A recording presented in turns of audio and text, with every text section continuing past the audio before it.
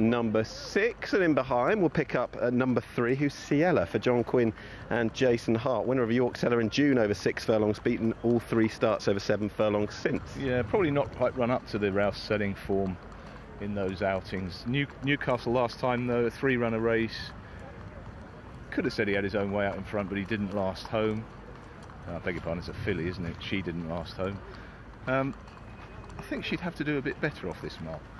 Viceroy Mac in behind, number 5, Josephine Gordon up top. I fancy this one a lot, and having seen him, I fancy him even more. I think he looks terrific. I thought his middle run at Haydock was form that's easily good enough to win this off a mark of 71.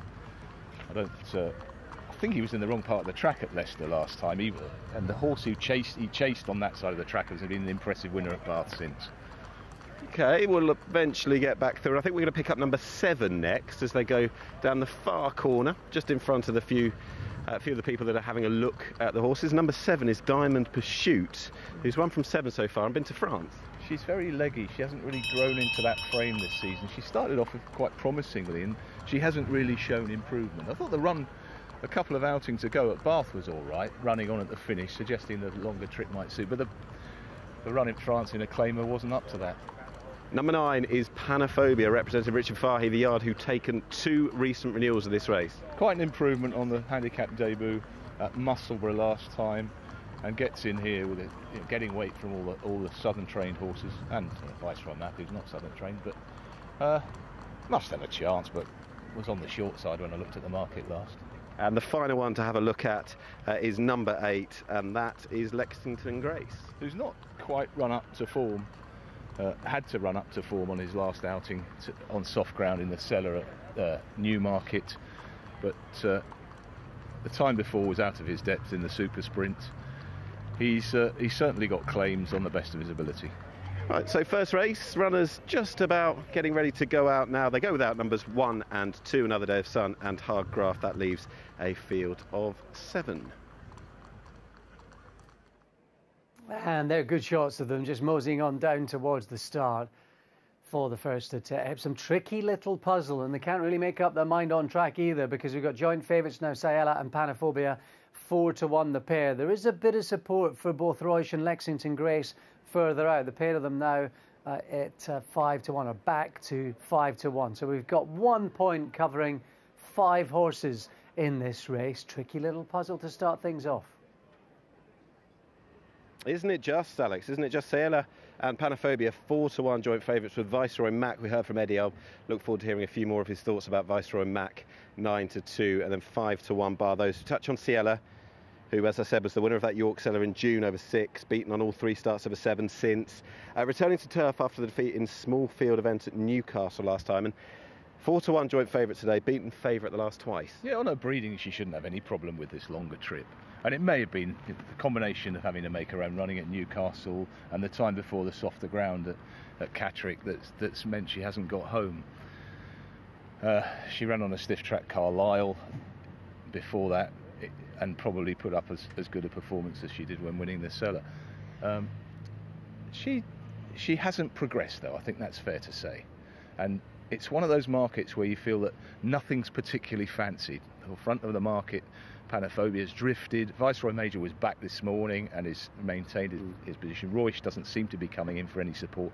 So you're looking at a market which is nothing is there's no sort of sexy first time in a handicap job horses, or so it would seem, apart from perhaps Viceroy Mac, who's still showing his colours at Haydock, fair enough.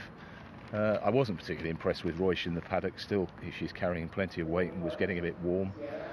So it's a race where there's not too much lurking under the surface. You know, the front 2 in the market are reasonably exposed. The 3 outsiders are reasonably exposed.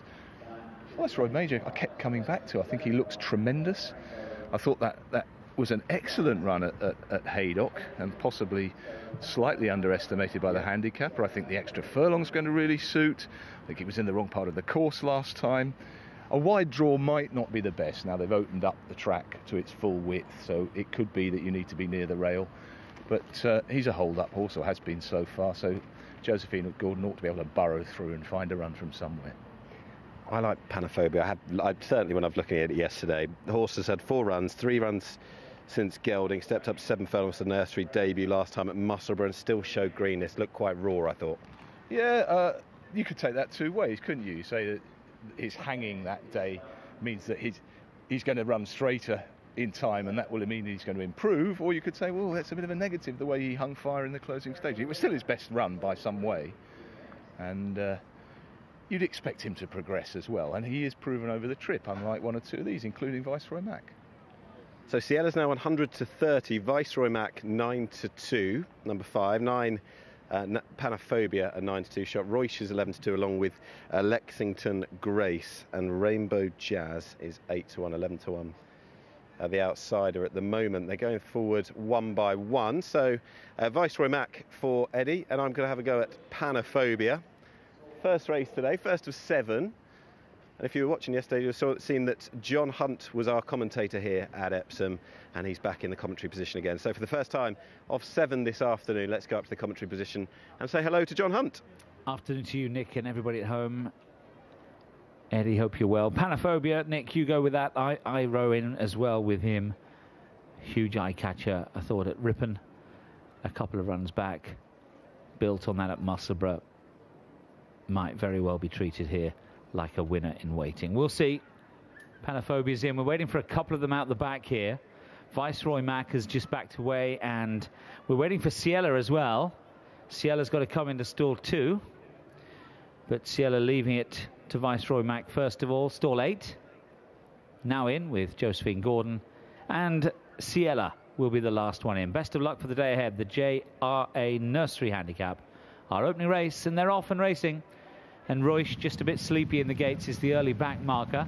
Few of them want a bit of the lead here. Rainbow Jazz, Ciela right up the inside, moves well to the lead.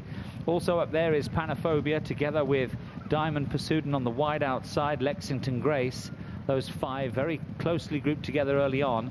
Viceroy Mac just got a little bit outpaced early on there, and Royce is still at the back of the field but still well in touch.